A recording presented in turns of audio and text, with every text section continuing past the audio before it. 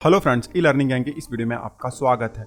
ITR 1 और ITR 4 का online utility आ गया है और इस वीडियो में ITR 1 किस तरीके से ऑनलाइन फाइल कर सकते हैं उसका डेमो देखेंगे। देखिए, ऑनलाइन ITR 1 फाइल करना बेहद आसान है। बस कुछ इंपॉर्टेंट स्टेप्स हैं जिनको आपको फॉलो कर लेना है ITR भरने से पहले। सबसे पहले आपको अपना इनकम टैक्स कैलकुलेट कर लेना है। ओल्ड टैक्स सिस्टम चुनना है या न्यू, ये पहले से ही डिसाइड कर लेना है। हमारे पास तो ये कैलकुलेटर था, सारा डिटेल हमने फॉर्म नंबर 16 से भर दिया हुआ है। सैलरी का डिटेल, उसके अलावा अदर सोर्स का डिटेल। ठीक है, जब डिटेल भर दिया तो ऑटोमेटिकली इसने हमें बता दिया कि ओल्ड टैक्स रिग्मे के हिसाब से कितना टैक्स लायबिलिटी बनेगा और न्यू टैक्स रिग्मे के हिसाब से कितना टैक्स लायबिलिटी बनेगा। हमारे केस में न्यू टैक्स रिग्मे में हमें रिफंड मिल रहा है और ओल्ड में हमें टैक्स भरना पड़ेगा, तो हम ITR भरेंगे न्यू टैक्स रिज्मे के हिसाब से, क्योंकि ये हमारे लिए फायदेमंद है। इसी तरीके से आपको भी कैलकुलेशन कर लेना है। अगर ये कैलकुलेटर आपको डाउनलोड करना है तो लिंक नीचे डिस्क्रिप्शन में मिल जाएगा। 25-26 और 26-27 दोनों का कैलकुलेटर एक साथ में मिल जाएगा। कैलकुलेशन कर लो, आपको पता चल जाए कि कौन सा टैक्स सिस्टम आपके लिए बेनिफिशियल है, तो आपको जाना है इनकम टैक्स पोर्टल पर। incometax.gov.in ये वेबसाइट है, ओपन करेंगे इस तरीके से पेज आ जाएगा। ऊपर आपको लॉगिन का बटन दिखाई दे रहा है, क्लिक कर दो। लॉगिन का पेज आ जाएगा। आप अपना पैन नंबर इंटर करो, कंटिन्यू पर क्लिक करो, उसके बाद पासवर्ड इंटर करो और लॉगिन कर लो। लॉगिन करते इस तरीके से ITR फाइल करने का पेज आ जाता है, लेकिन अभी हमें ITR फाइल नहीं करना है। कुछ इंपॉर्टेंट स्टेप्स हैं, उनको भी हमें चेकआउट करना है, इसलिए डैशबोर्ड पर जाएंगे। डैशबोर्ड पर जब आ जाओगे तो सबसे पहले यहाँ पर आपको AIS में जाना है। AIS में जाके आपको अपना इनकम डिटेल चेकआउट कर लेना है। कौन कौन से इनकम आपको यहाँ पर दिखाई दे रहे हैं और वो कंप्लीट है या नहीं, ये आपको चेकआउट कर लेना है। ध्यान देना, यहाँ पर जो भी इंफॉर्मेशन हमें दिखाई देता है यही सब ITR में प्रीफिल्ड होता है। अगर यहाँ पर इनकम्प्लीट होगा या रॉन्ग होगा तो ITR में भी रॉन्ग आएगा या इनकम्प्लीट आएगा, तो ये आपको जरूर चेकआउट कर लेना है। इनकम जब चेकआउट कर लो तो उसके बाद ई फाइल में जाना है, इनकम टैक्स रिटर्न में जाना है और यहाँ पर व्यू फॉर्म 26AS है, इस पर क्लिक करके आप अपना TDS का डिटेल चेकआउट कर सकते हो। बहुत इंपॉर्टेंट है कि आपका TDS का क्रेडिट यहाँ पर दिखाई देना चाहिए और पूरा दिखाई देना चाहिए। बहुत बार ऐसा होता है यहाँ पर दिखाई नहीं देता या तो इनकम्प्लीट अमाउंट यहाँ पर दिखाई देता है। तो अगर इनकम्प्लीट होगा, दिखाई नहीं दे रहा है, तब आपको ITR फाइल नहीं करना है, क्योंकि TDS क्रेडिट नहीं होगा तो आपका टैक्स लायबिलिटी बन जाएगा, डिमांड नोटिस आ जाएगा या तो आपको रिफंड नहीं मिलेगा। तो TDS का डिटेल यहाँ पर वेरीफाई कर लेना है, उसके बाद ही ITR फाइल करना है। इनकम और TDS चेक करने के बाद आपको ये चेक करना है इनकम टैक्स पोर्टल से आपका बैंक अकाउंट लिंक है या नहीं। उसको चेक करने के लिए आपको देखिए डैशबोर्ड पर ही बैंक अकाउंट दिखाई दे जाता है। यहाँ पर अपडेट का बटन है, इस पर क्लिक कर दो। अब माय अकाउंट का पेज आ जाता है। यहाँ पर आपको दिखाई दे जाएगा कि आपका बैंक अकाउंट लिंक है या नहीं, और लिंक होगा तो वैलिडेटेड भी होना चाहिए। ठीक है, बहुत जरूरी है। वैलिडेटेड नहीं होगा तो आप ITR भी फाइल नहीं कर पाओगे और रिफंड भी नहीं मिलेगा। हमारे केस में वैलिडेटेड है तो रिफंड भी मिल जाएगा, ITR भी फाइल होगा। ठीक है, बैंक अकाउंट चेक करने के बाद आपको ये भी चेकआउट कर लेना है कि आपका एक्टिव मोबाइल नंबर और एक्टिव ईमेल ID यहाँ पर लिंक है, आपका खुद का। बहुत ज्यादा इंपॉर्टेंट है। अगर रॉन्ग है तो नीचे कॉन्टेक्ट डिटेल्स दिया गया है, यहाँ पर अपडेट का बटन है, क्लिक करके आप उसको चेंज कर सकते हो। ठीक है, तो ये सारा डिटेल आपको क्रॉस वेरीफाई कर लेना है, सब कुछ बिल्कुल सही है, अप टू डेट है। तब यहाँ होम स्क्रीन पर ही आपको फाइल नाउ का बटन दिखाई दे जाता है, इस पर क्लिक कर दो। अब इस तरीके से पेज आ जाता है। यहाँ पर असेसमेंट ईयर ऑटोमेटिकली सिलेक्टेड है। नीचे आएंगे, मोड ऑफ फाइलिंग है, ऑनलाइन पर क्लिक करेंगे, उसके बाद नीचे कंटिन्यू का बटन है, क्लिक कर देंगे। नीचे आएंगे, यहाँ पर स्टार्ट न्यू फाइलिंग का बटन है, इस पर क्लिक कर देंगे। अब असेसी सिलेक्ट करने का पेज आ जाता है। इंडिविजुअल ऑटोमेटिकली सिलेक्टेड है, नीचे कंटिन्यू का बटन है, क्लिक कर देंगे। ITR फॉर्म हमें यहाँ पर सिलेक्ट कर लेना है, ITR 1। नीचे प्रोसीड विथ ITR 1 का बटन है, क्लिक कर देंगे। इस तरीके से हमें यहाँ पर कुछ मैसेज बताया जा रहा है कि नया टैक्स सिस्टम जो है वो बाय डिफॉल्ट होगा, और यहाँ पे ये भी बोला जा रहा है कि ओल्ड और न्यू को आप कंपेयर कर लीजिएगा, जो आपके लिए बेनिफिशियल होगा वही आपको सिलेक्ट करना है। ठीक है, ओके पर क्लिक कर देंगे। अब यहाँ लेट्स गेट स्टार्टेड पर क्लिक करेंगे। इस पेज पर हमें रीजन देना है कि क्यों हम ITR फाइल करना चाहते हैं। हमारे केस में देखिए हमारा इनकम बेसिक एग्जेम्पशन लिमिट से ज़्यादा है। ठीक है, तो पहला वाला ऑप्शन हम सेलेक्ट करेंगे और फिर कंटिन्यू पर क्लिक कर देंगे। अब इस तरीके से पॉपअप आ जाता है। इसमें बहुत ही इंपॉर्टेंट मैसेज है, बोला जा रहा है कि बहुत सारा डेटा प्रीफिल्ड आ जाएगा, लेकिन उसको आप वेरीफाई कर लीजिएगा, क्योंकि डेटा इनकम्प्लीट भी हो सकता है। तो ये चीज तो मैंने आपको पहले ही बता दिया है। ओके पर क्लिक करेंगे, रिटर्न समरी का पेज आ जाता है। इस तरीके से थोड़ा सा नीचे आएंगे, यहाँ पर आप देख सकते हो बहुत सारे टैब हैं, वन बाय वन हम सबको कंप्लीट करेंगे। सबसे पहले पर्सनल इन्फॉर्मेशन वाले टैब में हम जाएंगे। पर्सनल इन्फॉर्मेशन का पेज आ जाता है। इस पेज पर ज्यादा आपको कुछ करना नहीं है, डिटेल ऑलरेडी यहाँ पर फील्ड है। ऊपर प्रोफाइल का डिटेल है, नीचे कॉन्टेक्ट डिटेल है। उसके बाद नीचे आएंगे तो यहाँ पर नेचर ऑफ एम्प्लॉयमेंट है, ड्रॉप डाउन पर क्लिक करो।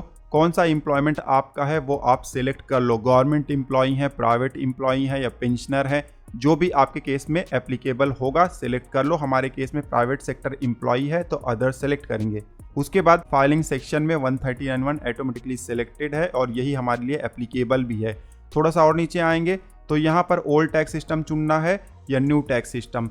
ओल्ड टैक्स रिज में अगर सेलेक्ट करना है तो यस पर क्लिक करना है, ठीक है। हमारे केस में हम न्यू टैक्स रिज में ही सिलेक्ट करना चाहते हैं तो नो पर क्लिक करेंगे। और नीचे आएंगे तो यहाँ पर बैंक डिटेल्स का रो है, क्लिक कर देंगे। यहाँ पर देखिए हमारा बैंक अकाउंट ऐड है, वैलिडेटेड है और रिफंड के लिए नॉमिनेटेड भी है, ठीक है। अब इस पेज का सारा डिटेल हमारा कंप्लीट हो गया है। नीचे आएंगे, कंफर्म का बटन है, क्लिक कर देंगे। फिर से रिटर्न समरी के पेज पर आ गए हैं। पर्सनल इन्फॉर्मेशन का टैब कंप्लीट हो गया, कंफर्म का साइन हमें दिखाई दे रहा है। जो भी टैब कंप्लीट होगा कंफर्म का साइन हमें दिखाई दे जाएगा, ठीक है। अब नीचे आएंगे, ग्रॉस टोटल इनकम का टैब है, इस पर क्लिक करेंगे। इस पेज पर हमें इनकम का डिटेल इंटर करना है। सबसे ऊपर इनकम फ्रॉम सैलरी दिखाई दे रहा है, ऑटोमेटिकली यहाँ पर डेटा प्रीफिल्ड हो गया है।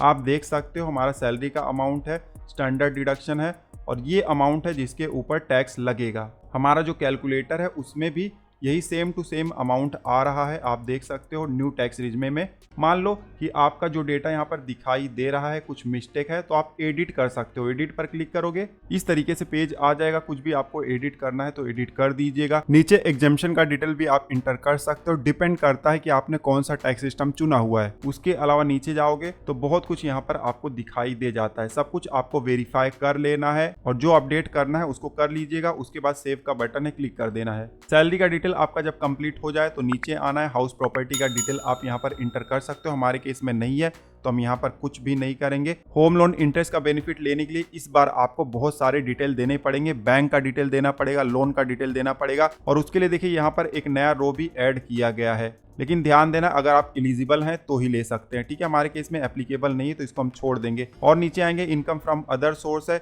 इनकम फ्रॉम अदर सोर्स पर क्लिक करेंगे। डिविडेंड इनकम ऑलरेडी हमें दिखाई दे रहा है। हमारा अदर सोर्स का इनकम थोड़ा सा ज़्यादा है, देखिए हमने अपने कैलकुलेटर में बनाकर रखा हुआ है। टोटल अदर सोर्स 576 है, डिविडेंड 84 है और इंटरेस्ट है हमें 492 का सेविंग बैंक अकाउंट का। तो ये अमाउंट हम इंटर कर देंगे। डिविडेंड 77 दिखाई दे रहा है, मतलब इनकम्प्लीट है, कम दिखाई दे रहा है तो इसको हम बढ़ा देते हैं। डिविडेंड इनकम पर क्लिक करेंगे, एडिट पर क्लिक करेंगे। अब यहाँ पर देखिए 77 है, इसको 84 कर देंगे।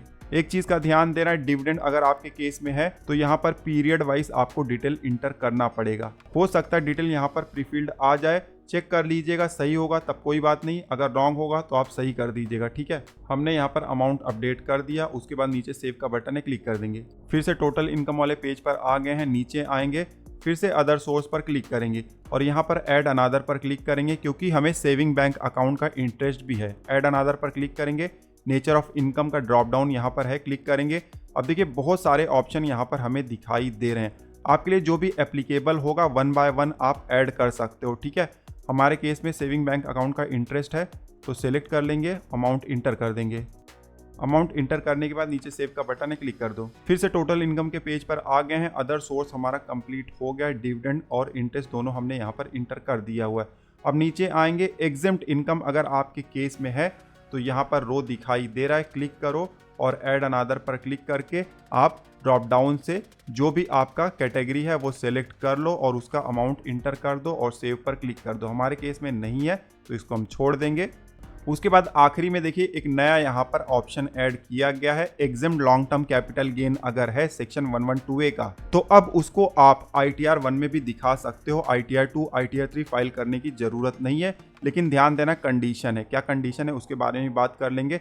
इस पर जब क्लिक करेंगे तो यहाँ पर आपको टोटल सेल वैल्यू डालना है। जैसे कि मैं कुछ डाल के बता देता हूँ। मान लो 5 लाख में हमने शेयर सेल किया या म्यूचुअल फंड सेल किया और उसको हमने खरीदा था 3,75,000 में, तो यहाँ पर 1,25,000 का लॉन्ग टर्म कैपिटल गेन हमें हो रहा है।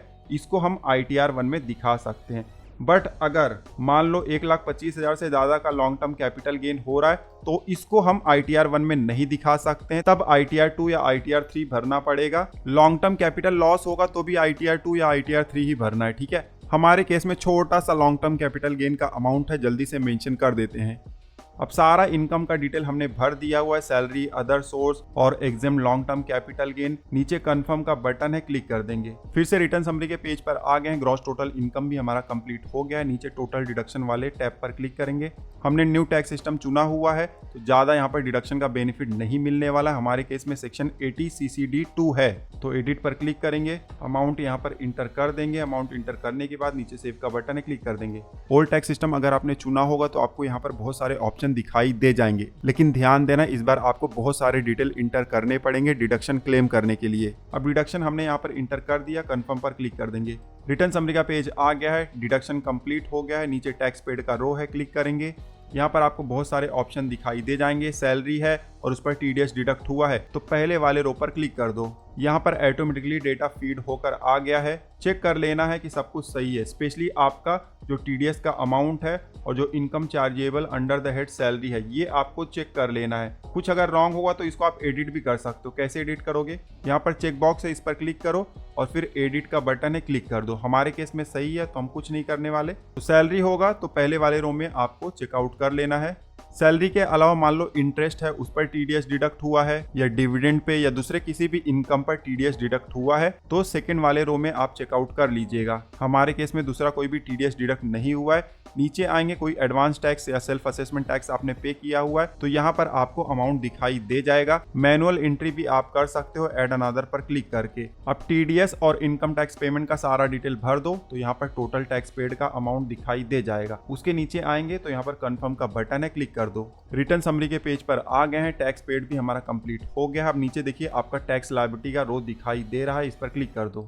इस पेज पर आपको कुछ नहीं करना है, कंप्यूटेशन ऑटोमेटिकली हो जाता है। आपको यहाँ पर इनकम दिखाई दे रहा है, फिर टैक्स कैसे यहाँ पर कंप्यूट हुआ है वो दिखाई दे रहा है। ठीक है, सारा कुछ आप चेकआउट कर लीजिएगा। फाइनली यहाँ पर आपको आपका टैक्स लायबिलिटी दिखाई दे रहा है, इतना टैक्स बन रहा है। उसके बाद नीचे कंफर्म का बटन है, क्लिक कर दो।